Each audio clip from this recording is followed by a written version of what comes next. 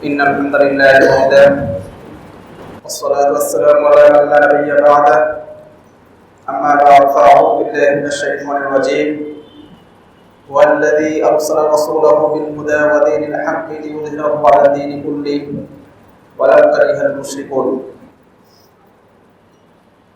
وقال الله تعالى في آية أخرى: لقد كان لكم في رسول الله أسوة حسنة لمن كان يرجو الله واليوم الآخر وذكر الله كثيرا.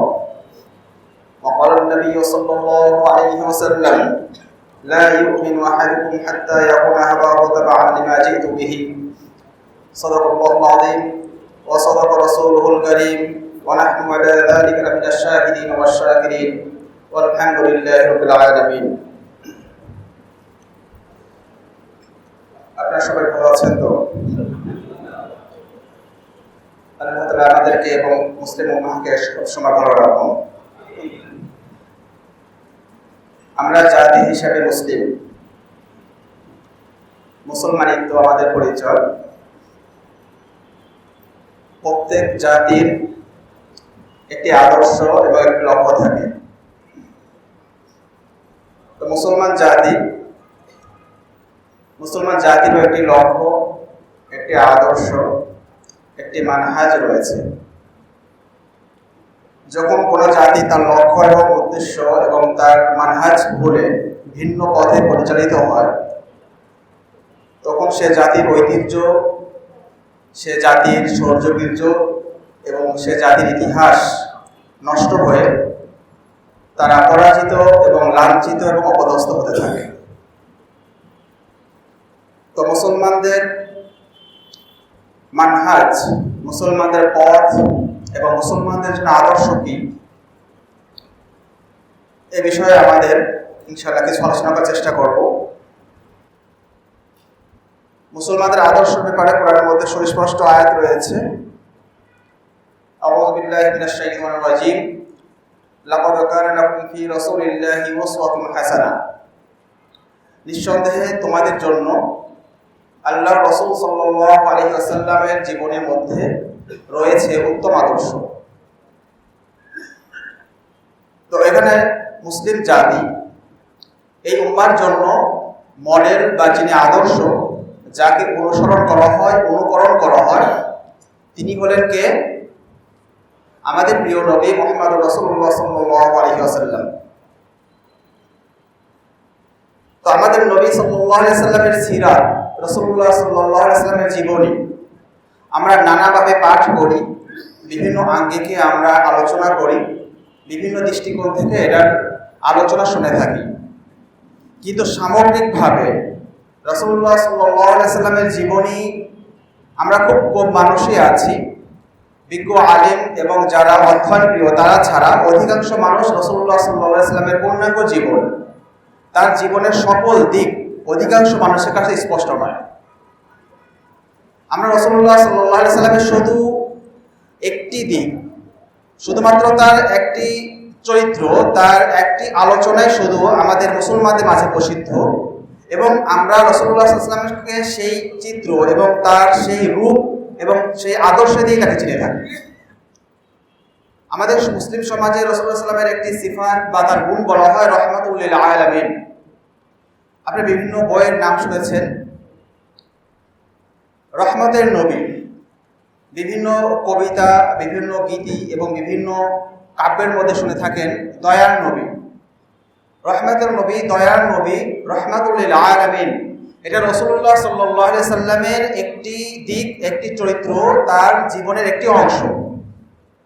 কিন্তু দুঃখজনক ব্যাপার হলো, মুসলমানদের কাছে রাসূলুল্লাহ সাল্লাল্লাহু আলাইহি ওয়াসাল্লামের শুধু এই একটি দিক নিয়ে আলোচিত হয় এবং এই একটি দিককে প্রাধান্য দেওয়া হয় এবং একটি দিক নিয়ে সব সময় কথা বলা হয়। কিন্তু রাসূলুল্লাহ সাল্লাল্লাহু আলাইহি ওয়াসাল্লামের পূর্ণাঙ্গ জীবনী যদি অধ্যয়ন করা হয়, পূর্ণাঙ্গ জীবনী যদি দেখা হয়, তাহলে আমরা দেখতে পাই রাসূলের জীবনী প্রায় 10 থেকে 12টা দিক রয়েছে, যেই দিকগুলোর প্রায় অধিকাংশ দিকগুলো আমাদের সমাজে আলোচিত হয় না। রাসূলুল্লাহ সাল্লাল্লাহু আলাইহি ওয়াসাল্লামের জীবন ছিল মোট কয় বছর? 63 বছর। 63 বছরের মধ্যে 40 বছর ছিল নবুয়তহীন, যখন নবুয়ত আসেনি, নবুয়ত প্রকাশ পায়নি, তো 40 বছর এটা আমাদের জন্য দিন হিসেবে আমাদের জন্য আদর্শ নয়। রাসূলুল্লাহ সাল্লাল্লাহু আলাইহি ওয়াসাল্লামের ব্যক্তি হিসাবে তিনি সভ্য, ভদ্র, মার্জিত এবং সকল গুণে গুণান্বিত ছিলেন, কিন্তু তিনি নবুয়ত পাওয়ার আগ পর্যন্ত যে লাইফ ছিল, তার যে জীবন ছিল, সেটা মুসলিমদের জন্য দিন হিসাবে অনুকরণীয় নয়। রাসূলুল্লাহ সাল্লাল্লাহু আলাইহি ওয়াসাল্লামের যে জীবনী দিন হিসেবে, ধর্ম হিসাবে, ইসলাম হিসেবে অনুকরণীয় জীবনের অংশ হচ্ছে 40 বছর যখন তার উপর ওহী নাযিল হয়েছে, তখন থেকে নিয়ে মৃত্যু পর্যন্ত যে 23 বছরের জীবন, এই 23 বছরের জিন্দেগি হলো মুসলমানদের জন্য আদর্শ। এই 23 বছর জীবন হলো মুসলমানদের জন্য অনুকরণীয়। তো এই 23 বছরের জীবনী আবার কয় ভাগে বিভক্ত? 2 ভাগে বিভক্ত। একটি হচ্ছে মাক্কি জীবনী। রাসূলুল্লাহ সাল্লাল্লাহু আলাইহি ওয়াসাল্লাম মক্কার জীবনে যে সময় কাটিয়েছিলেন নবুয়ত প্রাপ্তির পর, মক্কার জীবনে, মক্কাতে তিনি যেই কয়েকটি বছর কাটিয়েছিলেন, সেই জীবনকে বলা হয় মাক্কি জীবনী। এই জীবনের বয়সকাল ছিল 13 বছর। আর যখন মক্কার কাফির মুশরিকদের অত্যাচারে, তাদের হত্যার ষড়যন্ত্রে তিনি বাধ্য হয়ে আল্লাহ তাআলার হুকুমে তিনি হিজরত করলেন, মদিনাতে তিনি গমন করলেন। মদিনাতে গিয়ে তিনি 10 বছর তিনি এখানে জীবনযাপন করেছেন এবং সেখানেই তার ওফাত হয়েছে। তো এটা হলো 10 বছর। এই মোট 23 বছরের জীবনীকে বলা হয় নবুয়তি জিন্দেগি। এই নবুয়তি জিন্দেগিতে রাসূলুল্লাহ সাল্লাল্লাহু আলাইহি ওয়াসাল্লামের বিভিন্ন পারপাসে, বিভিন্ন আঙ্গিকে, বিভিন্ন চরিত্রে তিনি কাজ করেছেন।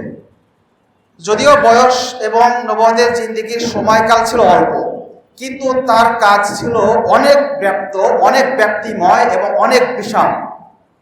একই সাথে রাসূলুল্লাহ সাল্লাল্লাহু আলাইহি ওয়াসাল্লাম কতগুলো কাজ আঞ্জাম দিয়েছেন, আমরা যদি শুধুমাত্র মাদানী জীবনে 10 বছর যদি হিসেব করি, তাহলে সংখ্যা গুনতে কষ্ট হবে। একদিকে তিনি ছিলেন একজন দাঈ ইলাল্লাহ। তিনি দাওয়াত দিয়েছেন, পুরা উম্মাহকে দাওয়াত দিয়েছেন, পুরা দেশবাসীকে দাওয়াত দিয়েছেন, সকল জাতিকে তিনি দাওয়াত দিয়েছেন। তিনি একজন শ্রেষ্ঠ দায়ী ছিলেন। নবী ছিলেন, প্রথম সিফাত ছিল তো তিনি হলেন নবী। নবী এ সিফাতও তার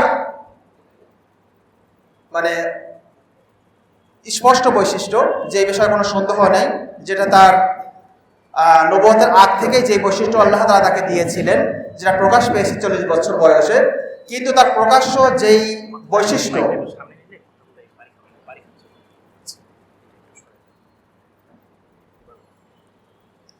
রাসূলুল্লাহ সাল্লাল্লাহু আলাইহি ওয়াসাল্লামের নবুয়তের পর যেই বৈশিষ্ট্য এবং তার যেই চরিত্র বা রূপগুলো প্রকাশ পায়, তার মধ্যে প্রথম তার সিফাত বা প্রথম গুণ হচ্ছে তিনি হলেন দাঈ।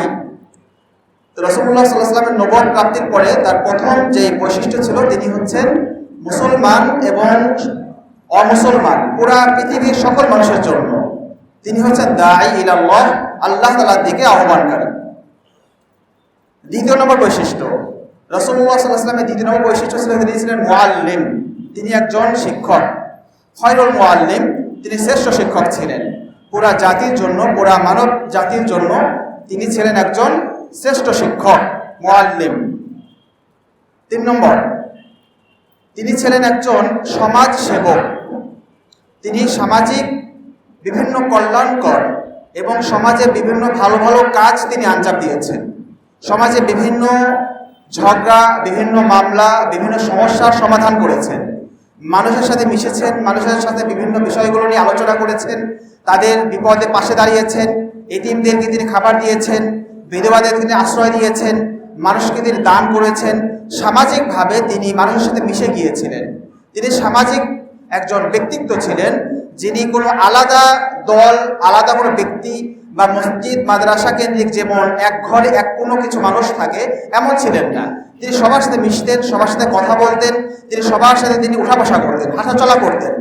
তিনি এমনভাবে মানুষের সাথে বসতেন, যদি কোনো ব্যক্তি তিনি যে নবী, তিনি যে মুহাম্মাদুর রাসূলুল্লাহ সাল্লাল্লাহু আলাইহি ওয়াসাল্লাম না চিনত, তারা আলাদা করে তাকে চিনতে পারতো না যে কে মুহাম্মদ আর কে তার সাহাবী। এতটাই তিনি সাধারণভাবে চলাফেরা করতেন। তা সমাজ সেবক হিসাবে রাসূলুল্লাহ সাল্লাল্লাহু আলাইহি ওয়াসাল্লাম একজন সফল সমাজ সেবক ছিলেন। তিনি 4 নম্বর রাজনীতিবিদ। তিনি রাজনীতি করেছেন। তবে এই রাজনীতি আমাদের দেশের বা বর্তমান বিশ্বের যে ঘৃণিত যে পচা রাজনীতি রয়েছে, এই রাজনীতি না। সেই রাজনীতি ছিল হলো আল্লাহ তাআলার নীতি। রাজা হলেন কে? আল্লাহ তাআলা।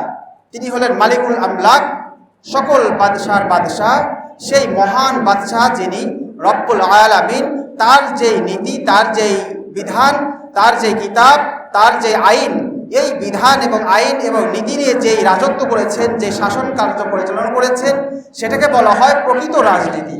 তো ইসলামী যে রাজনীতি, যেটা শরঈ রাজনীতি, এই দৃষ্টিকোণ থেকে রাসূলুল্লাহ সাল্লাল্লাহু আলাইহি ওয়াসাল্লাম ছিলেন শ্রেষ্ঠ একজন রাজনীতিবিদ। 6 নম্বর, তিনি ছিলেন একজন ন্যায়পরায়ণ শাসক।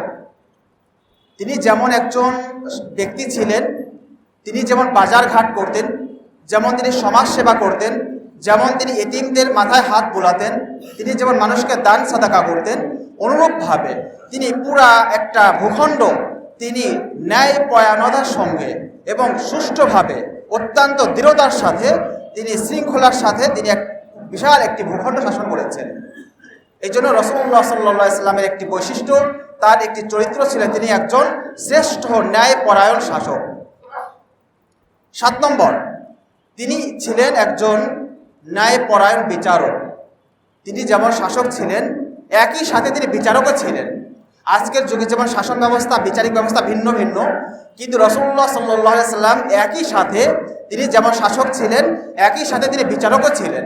তার সঙ্গে বিভিন্ন বিচার আসতো, বিভিন্ন মামলা আসতো, বিভিন্ন মোকদ্দমা দায়ের করা হতো, এবং রাসূলুল্লাহ সাল্লাল্লাহু আলাইহি ওয়াসাল্লাম তিনি মসজিদে নববীতে বসে এই সকল বিষয়গুলোকে কিতাবুল্লাহ, আল্লাহ তাআলার কিতাব কুরআন এবং সুন্নাহর মাধ্যমে তিনি তার যথাযথ বিচার সম্পন্ন করতেন। সুতরাং রাসূলুল্লাহ সাল্লাল্লাহু আলাইহি ওয়াসাল্লামের একটি বৈশিষ্ট্য এবং তার চরিত্র ছিল, তিনি একজন ন্যায়পরায়ণ বিচারক। 8 নম্বর, তিনি ছিলেন একজন উত্তম স্বামী। আমরা যেমন রাসূলুল্লাহ সাল্লাল্লাহু আলাইহি ওয়াসাল্লাম যেমন সমাজ সেবা, রাষ্ট্র সেবা, বিচারিক দক্ষতা, তার উন্নয়নের যেমন গুণগুলো দেখছি, পারিবারিকভাবে পরিবারের মধ্যেও তিনি ছিলেন একজন শ্রেষ্ঠ ব্যক্তি। তার সাক্ষ্য পাওয়া যায়, তার স্ত্রীগণ উম্মাহাতুল মুমিনিন রাদিয়াল্লাহু তাআলা আনহুন্না, তাদের সাক্ষ্য থেকেই প্রমাণ পাওয়া যায় যে রাসূলুল্লাহ সাল্লাল্লাহু আলাইহি ওয়াসাল্লাম ছিলেন তার স্ত্রীদের নিকট শ্রেষ্ঠ স্বামী হিসেবেও তিনি সফল। অনুরূপভাবে সাহাবীদের নিকট যত সাহাবী ছিলেন, সকল সাহাবীদের নিকটে তিনি ছিলেন একজন রউফ, তিনি ছিলেন একজন উত্তম অভিভাবক, তিনি ছিলেন তাদের বন্ধু, তিনি ছিলেন তাদের খলিল, তিনি ছিলেন তাদের সকল বিষয়ের জন্য তাদের সবচেয়ে কাছের মানুষ। অনুরূপভাবে অসহায়, এতিম এবং সমাজে যারা একেবারে অসহায় অবস্থা যা জীবনযাপন করে, তাদের জন্য তিনি ছিলেন অভিভাবক, তিনি তাদের জন্য ছিলেন ওলি।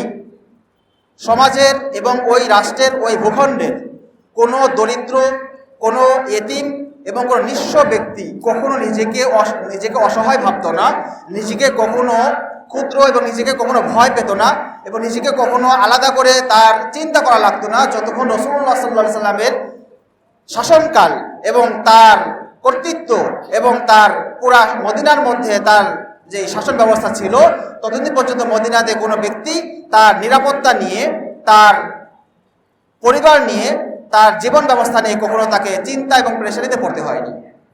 যে কোনো ব্যক্তি রাসূলুল্লাহ সাল্লাল্লাহু আলাইহি ওয়াসাল্লামকে এসেছেন এবং রাসূলুল্লাহ সাল্লাল্লাহু আলাইহি ওয়াসাল্লাম তার হাত ধরে ডেকে তাকে আলাদা করে তার সঙ্গে কথা বলে তার সকল সমস্যা সমাধান করে দিয়েছেন। একটি হাদিসে এমনই আছে যে একবার মদিনার মধ্যে একজন দাসী মানে আজকের যুগে তো দাসী নেই, আমরা এটাকে বুঝতে পারি কাজের মেয়ে। আমাদের ঢাকার মধ্যে যেমন কাজের মেয়ে, এটাকে আমরা যেমন অবজ্ঞার দৃষ্টিতে দেখি, সবচেয়ে নিচু দৃষ্টিতে দেখি এবং সবচেয়ে ক্ষুদ্র দৃষ্টিতে দেখি, যার কোনো সম্মান নেই, যার কোনো মর্যাদা নেই, যার কোনো মূল্যায়ন নেই। এমন কোনো কাজের মেয়ে যদি কোনো বড় অফিসারের কাছে তার অফিসে এসে বলে যে আমার একটা সমস্যা আছে, সমস্যার সমাধান করে দেন, তাহলে সেই অফিসার তাকে কি করবে? তাকে ঘাড় ধাক্কা করে বের করে দিবে। কিন্তু রাসূলুল্লাহ সাল্লাল্লাহু আলাইহি ওয়াসাল্লাম ছিলেন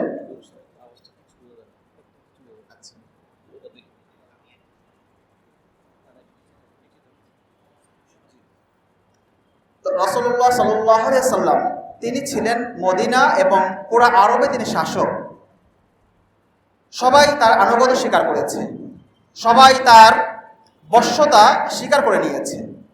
এমন একজন মহান শাসক, এমন একজন মহান রাসূল সাল্লাল্লাহু আলাইহি ওয়াসাল্লাম, তার কাছে মদিনার একজন কালো একজন দাসী, যার আলাদা কোনো সম্মান, আলাদা কোনো মর্যাদা নেই, এমন একজন দাসী এসে রাসূলুল্লাহ সাল্লাল্লাহু আলাইহি ওয়াসাল্লামকে বলছেন যে, ইয়া রাসূলুল্লাহ, আপনার সঙ্গে আমার পার্সোনাল কিছু কথা আছে, আসেন, আপনার সাথে আমার কিছু কথা আছে। রাসূলুল্লাহ সাল্লাল্লাহু আলাইহি ওয়াসাল্লামের হাত ধরে, বৃদ্ধার কারণে তার পর্দার বিধান শিথিল ছিল, রাসূলুল্লাহ সাল্লাল্লাহু আলাইহি ওয়াসাল্লামের হাত ধরে টেনে নিয়ে যাচ্ছেন যে আপনি আলাদা আসেন, আপনার সঙ্গে আলাদা কথা আছে।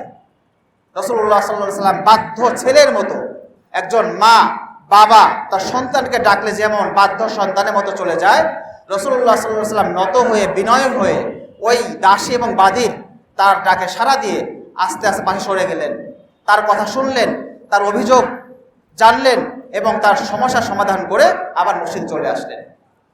এমন ছিলেন রাসূলুল্লাহ সাল্লাল্লাহু আলাইহি ওয়াসাল্লাম। এটা ছিল তার একটা দিক, তার একটা চরিত্র। আরেকটা দিক দেখেন, রাসূলুল্লাহ সাল্লাল্লাহু আলাইহি ওয়াসাল্লাম যেমন ছিলেন ন্যায়পরায়ণ, যেমন ছিলেন দয়ালু, যেমন ছিলেন একজন শ্রেষ্ঠ শাসক, একজন উত্তম বিচারক, একজন উত্তম অভিভাবক, অনুরূপভাবে রাসূলুল্লাহ সাল্লাল্লাহু আলাইহি ওয়াসাল্লাম ছিলেন যুদ্ধের ময়দানে সেনাপতি। আমরা রাসূলুল্লাহ সাল্লাল্লাহু আলাইহি ওয়াসাল্লামকে নবিউর রহমা, রহমতের নবী বলে চিনে থাকি, কিন্তু তার সিরাতের মধ্যে আরেকটি পরিচয় দেওয়া আছে, সেটাকে বলা হয় নবিউল মালহামা। নবিউল মালহামা, মালহামা অর্থ কি? মালহামা অর্থ হচ্ছে যুদ্ধ, মালহামা অর্থ হচ্ছে লড়াই, মালহামার অর্থ হচ্ছে জিহাদ। রাসূলুল্লাহ সাল্লাল্লাহু আলাইহি ওয়াসাল্লাম, আপনি কি মনে করেন শুধুমাত্র নীতি কথা দিয়ে, শুধুমাত্র সুন্দর আখলাক, শুধুমাত্র সুন্দর সুন্দর মিষ্টি মিষ্টি কথা দিয়ে একটি দেশ, একটি রাষ্ট্র, একটি ভূখণ্ড পরিচালনা করা সম্ভব?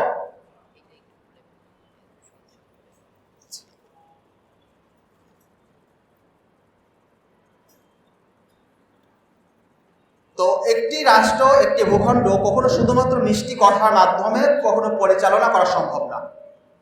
তাকে কঠোর হতে হয়, তাকে অনেক সময় লাঠি হাতে নিতে হয়, অস্ত্র হাতে নিতে হয়। তো রাসূলুল্লাহ সাল্লাল্লাহু আলাইহি ওয়াসাল্লাম তিনি যেমন মুমিনদের জন্য রহম দিল ছিলেন, মুমিনদের জন্য অত্যন্ত দয়ালু ছিলেন, সহানুভূতিশীল ছিলেন, তেমনি এর বিপরীত চিত্র কাফেরদের প্রতি তিনি ছিলেন অত্যন্ত কঠোর, যেটার বৈশিষ্ট্য আল্লাহ তাআলা কোরআনের মধ্যে তার সাহাবীদের বৈশিষ্ট্য বলে উল্লেখ করেছেন।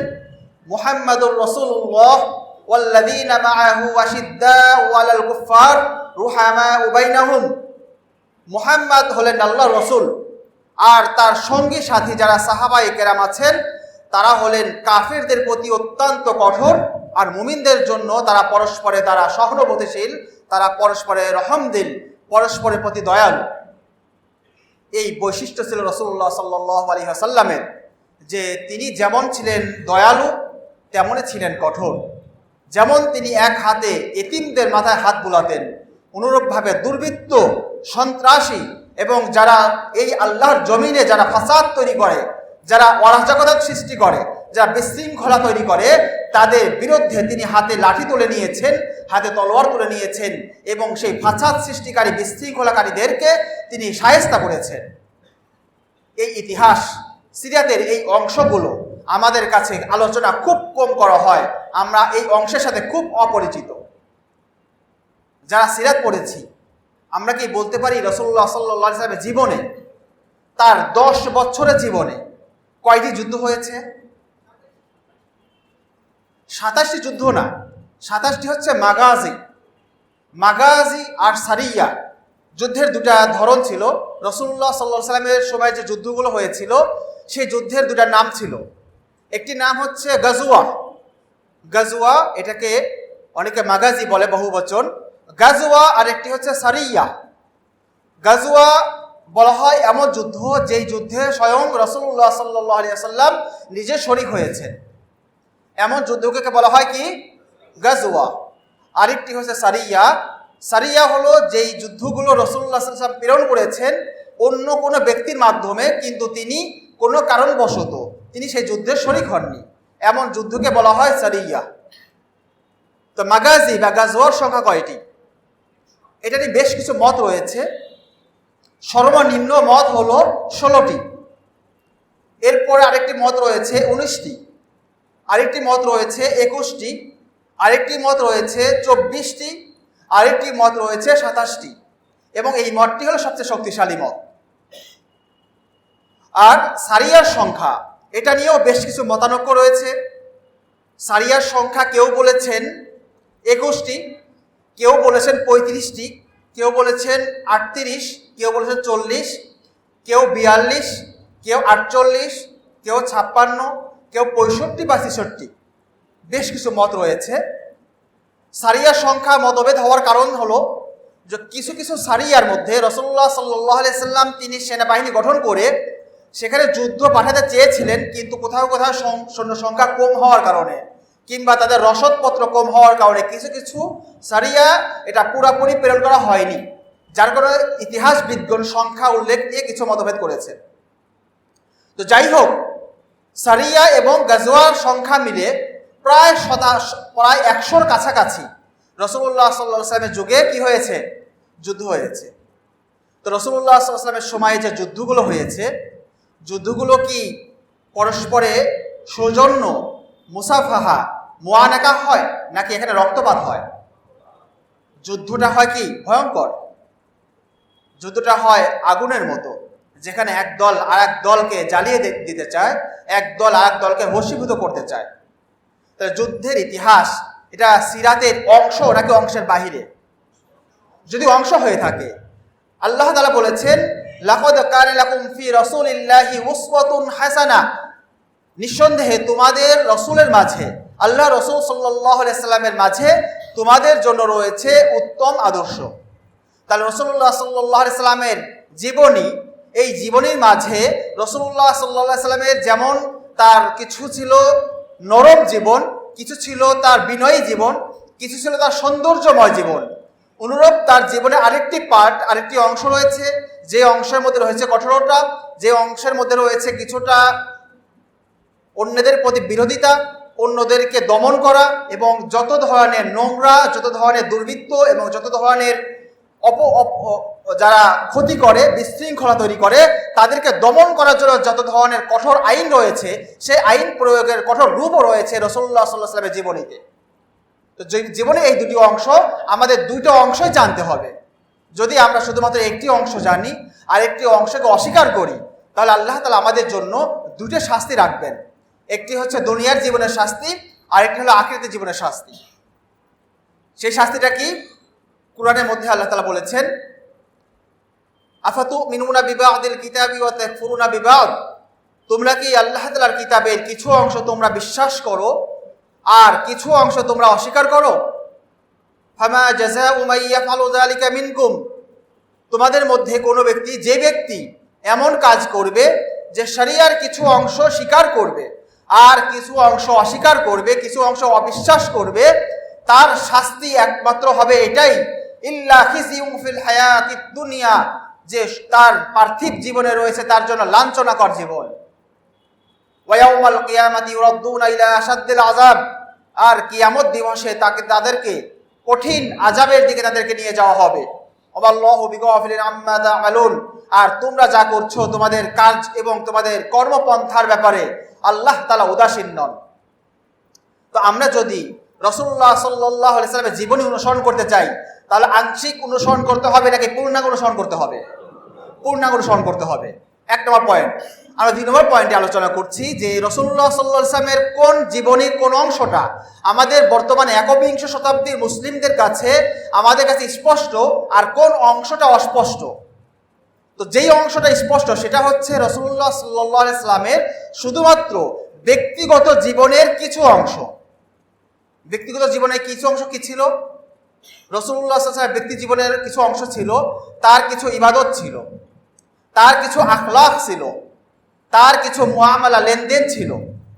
এই অংশগুলো থেকে আমরা পার্সোনাল লাইফে, ব্যক্তি জীবনে ইসলামের কিছু অংশ আমাদের লাইফে গ্রহণ করেছি। ইবাদতের মধ্যে যেমন কিছু অংশ আছে সালাত, আমরা সবাই সালাত আদায় করি কিনা? মুসলমানদের একটি অংশ, মুসলমানদের একটি অংশ বলতে কতটুকু অংশ বলতে পারবেন? শতকরা 1% বা কোনো কোনো জরিপে পাওয়া যায় 2% মুসলমান নামাজ পড়ে। বাইনাল ইমানি ওয়াল কুফরি, as-সালাত বাইনাল ইমানি ওয়াল কুফ, ঈমান আর কুফরের মাঝে পার্থক্য হচ্ছে নামাজ। সাহাবায়ে কেরাম নামাজ ছাড়া অন্য কোনো আমল তরক করার কারণে কাউকে মুনাফিক বা কাফের মনে করতেন না। আজকের যুগে আমরা 200 কোটি মুসলিম, আমরা পুরা পৃথিবীতে 2 বিলিয়ন মুসলিম, অথচ মুসলমানরা লাঞ্ছিত এবং আমরা বঞ্চিত। আমাদের ভূখণ্ডগুলো আমাদের হাত থেকে ছুটে গিয়েছে। আমাদের সম্মান, আমাদের ইজ্জত এবং আমাদের বিজয় আমাদের হাত থেকে কাফেরদের হাতে চলে গিয়েছে। এটার কারণ হলো আমরা সেই ঈমান, আমরা সেই ইসলাম লালন করছি না যে ইসলামের যুব ঈমান সাহাবায়ে কেরাম পেয়েছিলেন এবং সাহাবায়ে কেরাম যে ইসলাম এবং যে ঈমান লালন করেছিলেন। তো সাহাবায়ে কেরামের মধ্যে ঈমান এবং ইসলাম ছিল পূর্ণাঙ্গ, আর আমরা রাসূলুল্লাহ সাল্লাল্লাহু আলাইহি ওয়াসাল্লামের সিরাত থেকে যেই আংশিক, যেই অংশ বিশেষ ইবাদতের অংশটা গ্রহণ করেছি সেটাও খুব আংশিক, সেটাকেও আবার ভাগ করেছি। আমরা ইবাদতকেও ভাগ করেছি। আমরা ইবাদতগুলোকে শুধুমাত্র মসজিদ এবং মাদ্রাসা এবং ঘর কেন্দ্রিক করেছি। আমাদের সলাৎ, আমাদের ইবাদত এটা শুধুমাত্র মসজিদ কেন্দ্রিক, মসজিদে শুধুমাত্র আমরা সালাত আদায় করি, আর বাকি লাইফ, বাকি পুরা জীবন আমরা জীবনযাপন করছি পশ্চিমাদের আদর্শে। আমাদের আদর্শের, আমাদের লাইফের ক্ষুদ্র একটি অংশ, সেই অংশটা পূর্ণাঙ্গভাবে না, রাসূলুল্লাহ সাল্লাল্লাহু আলাইহি ওয়াসাল্লামের অনুসরণ করার চেষ্টা করি মাত্র, আর বাকি 99% অংশ আমাদের লাইফের পুরাটাই পশ্চিমাদের অনুকরণে, পশ্চিমাদের অনুসরণে আমরা লাইফ স্টাইল আমরা জীবনযাপন করছি। আর আশা করছি এই জমিনে ইসলাম এবং মুসলমানদের বিজয় হবে। এটা মরিচিকার পিছনে ছোটা ছাড়া আর কিছু নয়। এই পানি পাওয়া কখনো সম্ভব নয়। এটা আমরা যতই দৌড়াবো শুধু মরিচিকাই দেখবো, আমরা পানির দেখা কখনো পাবো না। নামাজ কয়টায়? কথা বলা যাবে? জি জি, আচ্ছা আচ্ছা, ঠিক আছে। তো আমি কথাগুলো, আমি জানি না সময় কম ছিল, আমি খেয়াল করিনি, আমার কথা অনেক রয়ে গেছে, আমি খুব শর্টে নিয়ে আসছি। দেখেন, রাসূলুল্লাহ সাল্লাল্লাহু আলাইহি ওয়াসাল্লামের লাইফের যেই কয়েকটা অংশ বলছিলাম, যে রাসূলুল্লাহ সাল্লাল্লাহু আলাইহি ওয়াসাল্লাম কি ছিলেন, নবী ছিলেন, এটা তো কোনো সন্দেহ নেই, মুসলমান মাত্র স্বীকার করতে বাধ্য। তিনি দায়ী ছিলেন, তিনি দাওয়াত দিয়েছেন, তিনি ছিলেন একজন সমাজসেবক, তিনি ছিলেন একজন রাজনীতিবিদ, তিনি ছিলেন একজন শাসক, তিনি ছিলেন একজন বিচারক, তিনি ছিলেন একজন উত্তম স্বামী, তিনি ছিলেন একজন যোদ্ধা, তিনি ছিলেন একজন কমান্ডার। এতগুলো বৈশিষ্ট্য আজকের মুসলমানদের মাঝে কোন কোন বৈশিষ্ট্য আমাদের মাঝে আছে বলেন তো? আরেকটি অংশ বাদ গেছে, মুআল্লিম, তিনি শিক্ষক ছিলেন, উত্তম শিক্ষক ছিলেন। তো এই বৈশিষ্ট্যগুলোর মধ্যে আমাদের মাঝে কোন বৈশিষ্ট্যটা আছে? আমরা নবী তো হওয়া সম্ভব না, এটা তো নবী, এটা আলাদা বৈশিষ্ট্য, আল্লাহ তাআলার ফজল, আল্লাহ তাআলার দান।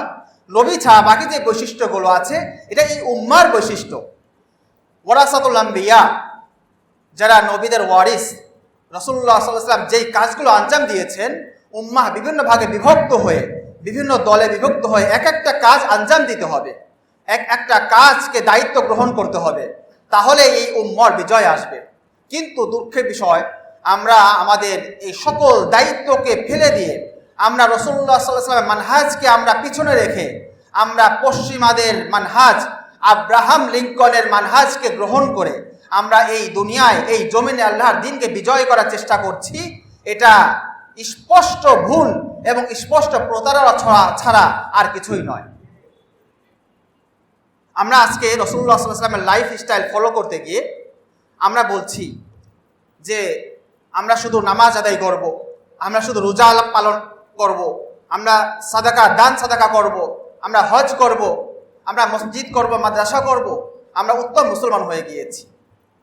আসলে কি এটা উত্তম মুসলমান হওয়ার বৈশিষ্ট্য? মসজিদে নববী কি ছিল জানেন?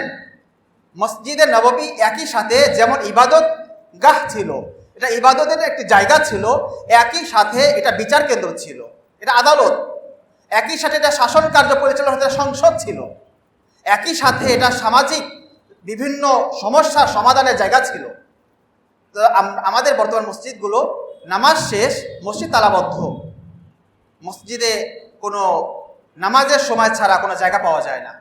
কারণ আমাদের কনসেপ্ট, আমাদের বর্তমান চিন্তা হলো যে মুসলমান শুধু নামাজ পড়বে আর কোনো কাজ নেই, নামাজ পড়ে সে সারা দিন ব্যবসা করবে, ধোঁকাবাজি করবে, সে প্রতারণা করবে, মিথ্যা বলবে, সে মানুষের সাথে অন্যায় আচরণ করবে, মানুষের সাথে চুরি করবে, ডাকাতি করবে, দুর্নীতি করবে, সুদ খাবে, ঘুষ খাবে, সকল কাজ করবে পশ্চিমাদের আদর্শে। শুধুমাত্র কোনো মতে 5 ওয়াক্ত নামাজ আদায় করব, শেষ জীবনে দাড়ি সাদা হয়ে যাবে, হজ করে আলহাজ হয়ে যাব, আর একটা মসজিদ করে দেবো, একটা মাদ্রাসা করে সভাপতি হয়ে যাব, আর তেল চালায়া জান্নাতে চলে যাব। আল্লাহর জান্নাত এত সহজ নয়।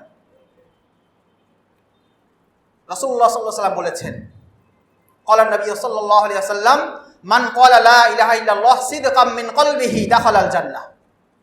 যে ব্যক্তি লা ইলাহা ইল্লাল্লাহ পাঠ করবে অন্তরের অন্তঃস্থল থেকে বিশ্বাস করে, সত্য জেনে, সে জান্নাতে প্রবেশ করবে। এই অংশটা খুবই গুরুত্বপূর্ণ। সিদকাম মিন কলবিহি।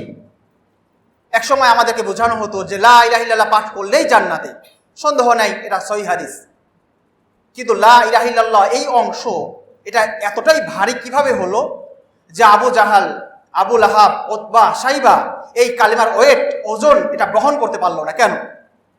নবী করিম সাল্লাল্লাহু আলাইহি ওয়াসাল্লাম যখন বললেন কুলু লা ইলাহা ইল্লাল্লাহ তুফলিহুন, যে লা ইলাহা ইল্লাল্লাহ পাঠ করো সফল হয়ে যাবে, মক্কার মুশরিকরা তো জানতো, কাফেররা জানতো যে মুহাম্মাদুর রাসূলুল্লাহ সাল্লাল্লাহু আলাইহি ওয়াসাল্লাম তিনি হলেন সবচেয়ে উত্তম ব্যক্তি, সবচেয়ে সত্যবাদী ব্যক্তি।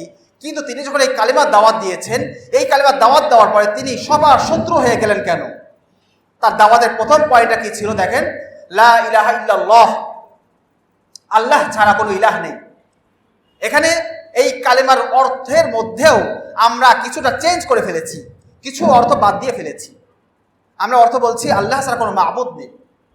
মাবুদের ব্যাখ্যা, মাবুদের অর্থ হলো, মাবুদ বলতে আমরা কি বুঝি? ইবাদতের উপযুক্ত। ইবাদত বলতে কি বুঝি? সালাত, সিয়াম। আমাদের বর্তমান মুসলিমদের কনসেপ্টটা খেয়াল করি আমরা। আজকে সেকুলার সিস্টেম, সেকুলার রাষ্ট্রে, গণতান্ত্রিক সিস্টেম, গণতান্ত্রিক রাষ্ট্রে মুসলমানদের কাছে ইবাদতের কনসেপ্ট হচ্ছে শুধু সালাত, সিয়াম, হজ, যাকাত, সাদাকা, মসজিদ, মাদ্রাসা, এই কয়েকটা বিষয় ছাড়া বাকি আপনি ইবাদতের কনসেপ্ট দেখাতে বলেন, অধিকাংশ দেখাতে পারবে না। এমনকি অনেক যারা প্র্যাকটিসিং মুসলিম তারাও বলতে পারবে না এর বাহিরে ইবাদত কি আছে। এই কারণে লা ইলাহা ইল্লাল্লাহ এই কালিমার ব্যাখ্যা, অর্থ না বোঝার কারণে আমরা 200 কোটি মুসলমান লা ইলাহা পড়ছি, কিন্তু আমরা আমাদের দাবিতে মিথ্যাবাদী। আবু জাহাল, আবু লাহাব, উতবা এই দৃষ্টিকোণ থেকে ওরা ভালো ছিল যে ওরা মিথ্যাবাদী ছিল না। ওরা জানতো লা ইলাহা ইল্লাল্লাহ এই কালিমা পাঠ যদি করা হয় তাহলে তার লাইফের সকল কামনা বাসনা, সকল চিন্তা চেতনা, সকল মানহাজ পদ্ধতি সব পায়ের নিচে রেখে একমাত্র আল্লাহ এবং তার রসুলের পদাঙ্ক অনুসরণ করা, এটা তার জন্য অপরিহার্য হয়ে যাবে। আমরা লা ইলাহা পড়ছি এক মুখ দিয়ে, আর এক মুখ দিয়ে আমরা বলছি লা ইলাহা ইল্লাল আমেরিকা। আমরা আমেরিকা ছাড়া কাউকে বুঝি না। আমরা লা ইলাহা ইল্লা সেকুলারিজম, ইল্লাল আলমানিয়া, আমরা সেকুলারিজম ছাড়া রাষ্ট্রীয় সিস্টেম বুঝি না। লা ইলাহা ইল্লা ডেমোক্রেটিয়া, আমরা গণতন্ত্র ছাড়া আমরা ইসলামী শাসন ব্যবস্থা বুঝি না। আপনি বলেন এখানে আল্লাহর জায়গায় আমরা এখানে আধুনিক জামানার মূর্তিগুলো বসিয়েছি কিনা? মক্কার মুশরিকরা মূর্তি পূজা করতো কার? লাত, উজ্জা, হুবাল। আজকের যুগে লাত, উজ্জা, হুবাল নেই। আজকের যুগে কোনো মুসলমান, সে যত মূর্খই হোক, কোনো পাথরের মূর্তির পূজা করে না। আজকের যুগে কোনো মুসলমান যতই নামাজ আদায় না করুক, সে কখনো মাটির মূর্তির সামনে কখনো মাথা নত করে না। কিন্তু পশ্চিমারা, আমেরিকা এবং ইউরোপের লোকেরা মুসলমানদের ইমান নষ্ট করার সুদূর প্রসারী এক ষড়যন্ত্র করেছে। তারা বলেছে মুসলমানদেরকে পাথরের মূর্তির সামনে তো মাথা নত করানো যাবে না, তবে আমরা এমন কিছু মতবাদ তৈরি করব, এমন কিছু আদর্শ তৈরি করব, যে আদর্শকে অনুসরণ করার দ্বারা প্রকারান্তরে তারা এই আদর্শকে তারা মাবুদ হিসাবে গ্রহণ করবে। এই আদর্শের সামনে তারা ইসলামকে বিসর্জন দিবে, ইসলামকে ত্যাগ করে এই আদর্শকে তার লাইফে তারা গ্রহণ করবে।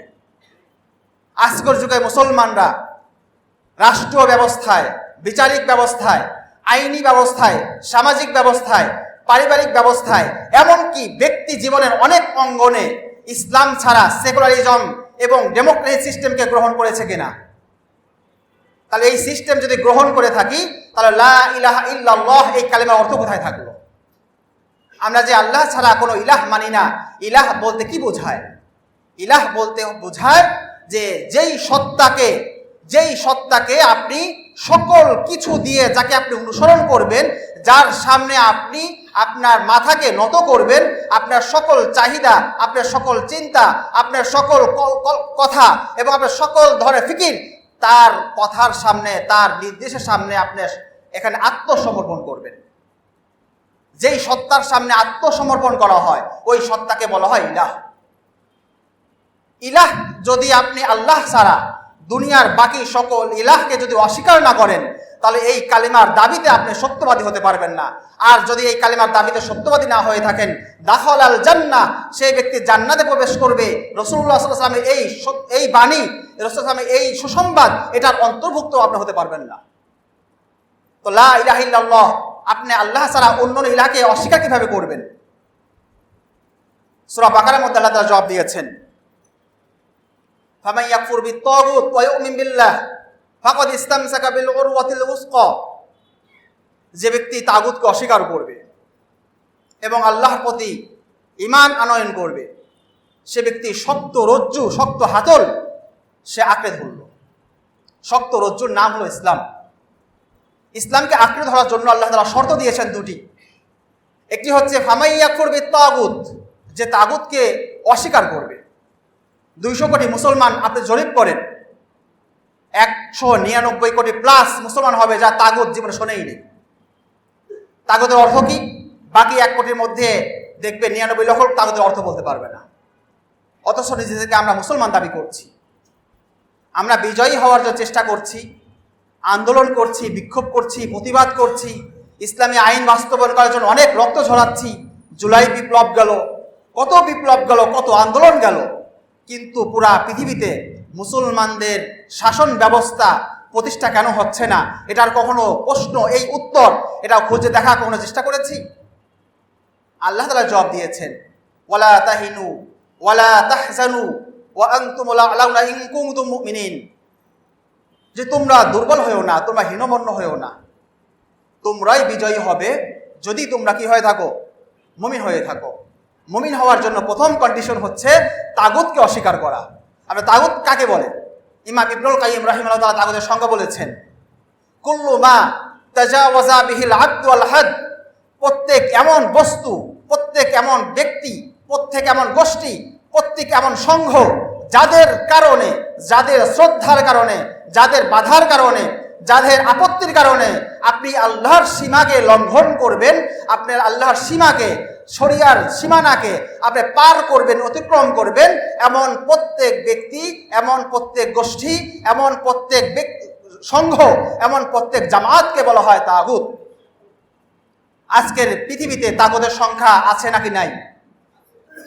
তাগুত যেমন জড়বস্তু হয়, তাগুত তেমন জীবিত, যারা জীব, যারা প্রাণী, যারা মানুষ, এদের মধ্যেও হয়। শয়তান যেমন তাগুত হয়, মানুষও তাগুত হয়। এমনকি একটা সংঘ, একটা দল, একটা গোষ্ঠীও তাগুত হতে পারে। আজকে পৃথিবীর মধ্যে সবচেয়ে বড় গোষ্ঠী, সবচেয়ে বড় তাগুতের নাম হচ্ছে জাতিসংঘ। যেই সিস্টেম পুরা পৃথিবীর মুসলমানদের বিজয়ের পথকে রুদ্ধ করে রেখেছে। আপনি জাতিসংঘ ধারাগুলো পড়েন, মুসলমান শিক্ষিত আপনারা, আপনি পড়াশোনা করছেন, এখানে অনেক শিক্ষিত যুবকরা আছেন, আপনি জাতিসংঘ ধারাগুলো পড়ে দেখেন, প্রতিটি ধারার মধ্যে ইসলাম যেন কোনোদিন মাথা উঁচু করে দাঁড়াতে না পারে, মুসলমানরা যেন পৃথিবীতে কখনো ক্ষমতা হাতে না পেতে পারে, এমন এমন আইন এবং ধারাগুলো তৈরি করে রাখা হয়েছে। মুসলমানদেরকে টেরোরিস্ট এবং সন্ত্রাসী হিসাবে সাব্যস্ত করা হয়েছে, মুসলমানদেরকে ভাগ করা হয়েছে, মুসলমানরা পৃথিবীতে কয় ভাগে বিভক্ত এটার জন্য আলাদা রিসার্চ করা হয়েছে। আমরা অজ্ঞ মুসলমান, আমরা তো ব্যবসা বাণিজ্য আর নিজের পরিবার নিয়ে ব্যস্ত থাকি। পুরা দুনিয়ায় কি চলছে, আমেরিকার ডিপ স্টেট আমাদের ব্যাপারে কি ভাবছে, আমাদের অনেকের খবরও নেই। আমেরিকার র্যান্ড কর্পোরেশন মুসলমানদেরকে ভাগ করেছেন, কয় ভাগে বিভক্ত করেছে জানেন? 4টা ভাগ। মাশাআল্লাহ, অনেক ভাই জানেন দেখছি। যারা জানেন না তারা জানার চেষ্টা করবেন আমেরিকা ডিপ স্টেট আমাদের ব্যাপারে কি ভাবছে। আমাদের বোঝা লাগবে মুসলমান এটা কোনো সাধারণ কোনো জাতি না। পৃথিবীতে দাজ্জালি সিস্টেম এবং কুফরি সিস্টেম বিজয়ী হওয়ার ক্ষেত্রে একমাত্র বাধা হলো ইসলাম। এবং ইসলামের ধারবাহক যারা যে মুসলিম, এই মুসলিমকে তারা রিসার্চ করে দেখেছে মুসলমানরা কয় ভাগে বিভক্ত। তারা রিসার্চ করে বলেছে 4টা ভাগ রয়েছে। একটা ভাগের নাম হচ্ছে ফান্ডামেন্টালিস্ট মুসলিম। ফান্ডামেন্টাল যারা মূল, যারা আসল, যারা মৌলবাদী। আমাদের দেশে মৌলবাদী বলা হয় কিনা? মৌলবাদী এটা হচ্ছে আমেরিকার দৃষ্টিতে প্রথম শ্রেণী, যারা ইসলামকে গুড়ার দিক থেকে, আসল জায়গা থেকে, একেবারে অরিজিনাল ইসলামকে যা লালন করে, পালন করে, ব্যক্তি জীবন, পারিবারিক জীবন, সামাজিক জীবন, রাষ্ট্রীয় জীবন, এমনকি আন্তর্জাতিক অঙ্গনে প্রতিটি জায়গায় যারা ইসলামকে একমাত্র সমাধান মনে করে, তাদেরকে বলা হয় ফান্ডামেন্টালিস্ট মুসলিম। এই মুসলিমই হচ্ছে ওই মুসলিম যেই মুসলিম সাহাবায়ে কেরাম ছিলেন। আমেরিকার দৃষ্টিতে সাহাবায়ে কেরাম কোন মুসলিম? ফান্ডামেন্টালিস্ট মুসলিম। এটা খুব খেয়াল রাখবো। সামনে ওদের হুকুম, ওদের ফায়সালা কি, সেটাও শোনার পরে বুঝে আসবে মুসলমানদের আমাদের করণীয় কি। 2 নম্বর মুসলিম ট্রেডিশনালিস্ট মুসলিম। ট্রেডিশন যারা ঐতিহ্যবাহী, যারা বাপ দাদার সূত্রে, যারা কোনো মতে যেভাবে আমরা ইসলাম পেয়ে আসছি, মা ওয়াজাদনা আলাইহি আবাআনা মা আলফাইনা আলাইহি আবাআনা, আমরা যেভাবে বাপ দাদাকে পেয়েছি, যেভাবে আমরা দেখে আসছি, সেভাবেই আমরা ইসলাম পালন করি। আমরা দেখছি আমাদের বাপ দাদা নামাজ কালাম পড়ে, আমরা নামাজ কালাম করছি। কে বলছে আমার বাপ দাদা সুদ ঘুষ খায়, আমি সুদ ঘুষ খাচ্ছি। আমার বাপ দাদা অমুক কাজ করে, আমি অমুক কাজ করছি। এইভাবে আমাদের যেই সমাজে স্বাভাবিকভাবে যেই মুসলমানরা আছে, এদেরকে বলা হয় ট্রেডিশনালিস্ট মুসলিম। যারা দুনিয়ার ষড়যন্ত্র বোঝে না, যারা প্রকৃত ইসলাম নিয়ে অত মাথায় ফিকির নেই, তারা কোনো মতে দিন এনে দিন খায়, তাদের ক্যারিয়ার নিয়ে ভাবে, তারা কোনো মতে মুসলমান হিসাবে তারা কেউ নামাজ পড়ে, কেউ পড়ে না। এই যে মুসলমানদের অধিকাংশ সংখ্যক যারা আছে, তারা হচ্ছে কারা? ট্রেডিশনালিস্ট মুসলিম। 3 নম্বর ফিতনাবাজ মডার্নিস্ট মুসলিম। মডার্নিস্ট মুসলিম আমেরিকার দৃষ্টিতে 3 নম্বর মুসলমান, যারা ইসলামের বিভিন্ন বিধানকে, যে সকল বিধান আমেরিকার পলিসির সঙ্গে সাংঘর্ষিক, যেমন দেখেন ইসলামের কিছু বিধান আছে যেগুলো রাষ্ট্রীয়, ইসলামের কিছু বিধান আছে আইনি বিধান, কিছু বিধান আছে জিহাদের বিধান, কিছু বিধান আছে বিচারিক বিধান, কিছু বিষয় আছে মুআজিজা, যে সকল বিষয় পশ্চিমাদের বিজ্ঞান এবং প্রযুক্তি, যারা এই সকল বিষয়কে স্বীকার করে না, যারা এই সকল বিষয়কে বোঝে না, এই সকল আইন, এই সকল বিধানের ক্ষেত্রে যে সকল মুসলমান পশ্চিমাদের তাদের চিন্তা এবং তাদের পলিসি অনুসারে এগুলোকে অপব্যাখ্যা করে মুসলমানদেরকে ধোঁকা দেয় এবং তারা পশ্চিমাদের সঙ্গে মিলিয়ে শয়তানকেও খুশি করে, আল্লাহকেও খুশি রাখার চেষ্টা করে, এই পলিসিতে যারা চলে তাদেরকে বলা হয় মডার্নিস্ট মুসলিম, আধুনিকতাবাদী মুসলিম। যারা এতটাই আধুনিকতা হতে চায় যে ইসলামের অনেক বিধানকে তারা বলে মধ্যযুগীয় বিধান, ইসলামের অনেক আইনকে বলে সেকেলে বিধান, ইসলামের অনেক দণ্ডবিধিকে বলে বর্বর বিধান। এমন অনেক মুসলমান পাবেন যারা বলে হাত কাটার আইন আজকের যুগে বর্বর আইন, বলে কিনা? অথচ কোরআনের সুস্পষ্ট আয়াত, আস-সারিকু ওয়াস-সারিকাতু ফাক্তাউ আইদিয়াহুমা, যে চোর এবং চোরনি, মহিলা চোর এবং পুরুষ চোর, তাদের উভয় হাত তোমরা কেটে দাও, তাদের হাত কেটে দাও তোমরা। এটা কোরআনের অকাট্য আয়াত, অস্বীকার করলে ঈমান নষ্ট হয়ে যাবে। মুসলমান নিজেদেরকে আমরা ইউরোপের স্ট্যান্ডার্ড, ইউরোপের যে স্ট্যান্ডার্ড আছে, ওদের যে পলিসি আছে, ওদের কাছে আমরা গুড মুসলিম হওয়ার কারণে আমরা বলছি এই আইন 100 ছিল, আজকের যুগে এই আইন চলে না। এটা হচ্ছে আধুনিকতাবাদী মুসলিম, মডার্নিস্ট মুসলিম। 4 নম্বর সেকুলার মুসলিম। 4 নম্বর সেকুলার মুসলিম আমেরিকার দৃষ্টিতে মুসলিম, এটাকে আমরা বলছি দাবিদার মুসলিম, দাবিদার। সেকুলার মুসলিম হচ্ছে যারা নামে মুসলিম কিন্তু তাদের লাইফ এবং তাদের সকল কিছু, বিশেষ করে শাসন ব্যবস্থা, রাষ্ট্র ব্যবস্থা, বিচারিক ব্যবস্থা, এইগুলো সব পরিচালিত হবে দাজ্জালি আইনে, শয়তানি আইনে এবং কুফফারদের আইনে, ব্রিটিশ আইনে। তারা বলে ধর্ম তোমরা পালন করো, তোমাদের মতো ঘরের কোনায় জায়নামাজ বিছিয়ে তোমরা ধর্ম পালন করো, কিন্তু রাষ্ট্রের মধ্যে তোমরা এসো না। হুজুর রাজনীতি বক্তব্য দিবেন না, রাজনৈতিক বক্তব্য দিবেন না, কুরআন হাদিসের কথা বলেন। কুরআন হাদিসের কথার মধ্যে কি রাজনীতির কথা নাই? ওয়া আনিহকুম বাইনাহুম বিমা আনজালাল্লাহ ওয়া লা তাত্তাবি আহওয়াআহুম, এই একই আয়াতের মধ্যে আল্লাহ তাআলা সেকুলারিজম এবং ডেমোক্রেসিকে আল্লাহ তাআলা এখানে খণ্ডন করেছেন। আল্লাহ তাআলা বলছেন কি? আপনি তাদের মাঝে আল্লাহর নাজিলকৃত বিধান দিয়ে ফয়সালা করেন। সেকুলারিজম বলছে যে না, বিধান চলবে হচ্ছে মানব রচিত আইনে। স্পষ্ট আয়াত সেকুলারিজমের সাথে সাংঘর্ষিক। ওয়ালা তাত্তাবি আহওয়াহুম, ডেমোক্রেসি বলেছে সংখ্যাগরিষ্ঠ মানুষের সংসদ এবং তাদের রায়ের ভিত্তিতে যে কোনো আইন তৈরি করুন। আর আল্লাহ তাআলা বলছেন ওয়ালা তাত্তাবি আহওয়াহুম, আপনি তাদের কথা, তাদের যেই নফস, তাদের যেই প্রবৃত্তি, তাদের যেই দাবি, এইগুলো অনুসরণ করবেন না। অধিকাংশ মানুষের কথা অনুসরণ করলে কি হবে? ওয়া ইন তুতি আকসারা মান ফিল আরদ ইউদিল্লুকা আন সাবিলিল্লাহ, আপনি যদি জমিনের বিশ্বের অধিকাংশ মানুষের কথা অনুসরণ করেন, অধিকাংশ মানুষের দাবি মেনে নেন, তাহলে তারা আপনাকে আল্লাহর পথ থেকে বিচ্যুত করে ফেলবে। কিন্তু আমাদেরকে বলা হয় হুজুর ইমাম নামাজ পড়ান, খুতবা দেন, কিন্তু রাজনীতি বক্তব্য দিবেন না।